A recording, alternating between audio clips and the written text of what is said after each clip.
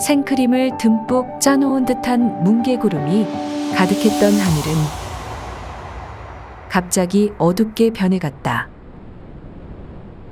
먹구름은 세상을 짙은 암흑 속으로 밀어넣었다. 장대비가 기관총을 쏘듯이 쏟아져 내리며 일본 국회도서관 유리창을 요란하게 두드렸다. 법률서적 서가에 있던 미키는 눈을 감고 혼신의 힘을 다해 버티고 있었다. 오른손으로 이마에 땀방울을 닦으며 왼손은 정장 치마의 윗단을 찢을듯이 꽉 쥐고 서 있었다. 그녀가 지금 긴장하고 있는 이유는 이곳이 책이 가득한 서가이기 때문이다.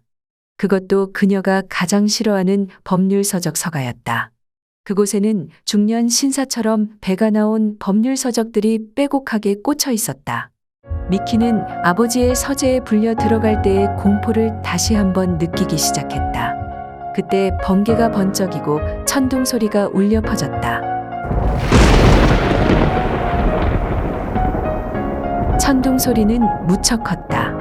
천둥 소리는 가까스로 버티고 있던 미키의 혼을 완전히 빼놓아 버렸다. 눈앞이 새하얘지고 정신이 혼미해졌다. 잠시 후 어두운 과거 속에 일상이 눈앞에 펼쳐졌다. 양장본 서적들이 가득한 아버지의 서재가 나타났다. 악마처럼 기괴한 표정을 한 아버지가 소녀 미키를 향해 채찍을 휘두르기 시작했다.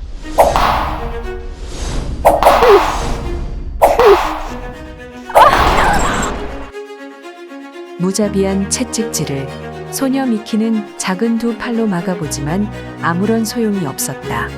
정신없이 매를 맞으며 뒤로 물러서던 미키는 책장 모퉁이로 쓰러졌다. 책들이 우르르 땀과 피로 얼룩진 소녀의 머리 위로 쏟아져 내렸다. 누군가 소녀 미키를 업고 정신없이 달리고 있었다. 그는 등굣길 전철에서 만났던 이웃집 남자였다. 미스터 블랙. 엎혀있는 미키가 무의식 중에 그의 이름을 불렀지만 남자는 묵묵히 온 힘을 다해 병원을 향해 달릴 뿐이었다. 괜찮으세요? 괜찮으세요? 국회도서관 사서 나츠키가 미키를 흔들어 깨우고 있었다. 그렇게 미키는 과거의 상상 속에서 깨어났다. 괜찮아요. 걱정하지 않으셔도 돼요. 그래요? 다행이네요. 사서는 제자리로 돌아갔다. 미키는 어려운 순간이 올 때마다 블랙의 말을 떠올렸다. 홈그라운드. 싸움에 이기려면 내게 유리한 곳으로 상대를 유인해야지. 우린 상대의 홈그라운드에 찾아가는 경우가 더 많잖아요. 그럴 땐 상상력을 발휘해서 나의 홈그라운드로 만들어야겠지. 상상력을 발휘해 내 홈그라운드로 만든다. 미키는 긴장을 풀기 위해 잠시 눈을 감았다가 떴다.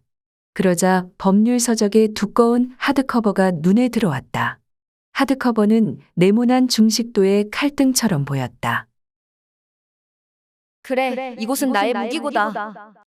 그녀의 상상 속에 채찍을 들고 서 있는 아버지의 모습이 나타났다.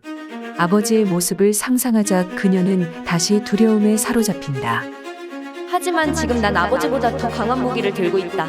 이곳은 더 이상 당신의 홈그라운드가 아니야. 나의 홈그라운드. 자, 중식도 같은 하드커버를 쭉 찢어내자. 미키는 중식도의 칼등 같은 하드커버를 뜯어내 아버지를 향해 던졌다. 날아간 하드커버가 아버지의 가슴에 박혔다. 연이어 채찍을 든 아버지의 손을 또 다른 하드커버로 내리친다. 상상 속의 싸움인데도 가슴이 두근거리고 숨이 차오른다. 자, 싸움은 그만하면 됐어. 이제 일에 집중하자. 5개의 한자였지? 민법, 판, 예, 시. 그래, 그렇게 이름 붙여진 5개의 한자였어. 그런데 왜 그 글자들이 생각나지 않지? 아버지도 물리쳤는데 고작 이 정도 한자도 읽을 수 없는 거야? 제발. 그래, 흥분한다고 해결될 일은 없어. 블랙이라면 해결할 수 없는 일 때문에 시간을 지체하진 않을 거야. 그래, 쉬운 방법이 있잖아. 민법 판례집은 어디 있죠? 미키는 결국 사서에게 묻는다. 사서는 조금 의아한 표정을 지으며 시선을 서가 쪽으로 향한다. 등잔 밑이 어두운 법이죠. 하며 사서는 미키의 바로 눈앞에 있는 책을 손으로 가리킨다. 아, 등잔 밑이? 미키는 번호가 매겨진 민법 판례집들을 한 권씩 살짝 뽑았다가 다시 제자리에 넣기를 반복한다. 제7권에서 손끝으로 전달되는 작은 진동을 느낀다. 미키는 주변을 살핀 후 책을 들어 살짝 흔들어 본다. 소리와 진동이 손에 와닿는다. 미키는 민법 판례집 제7권을 책장에서 조심스럽게 뽑아 가슴에 안는다. 미키는 서가를 빠져나가며 고개를 좌우로 흔든다. 책, 정말 싫어.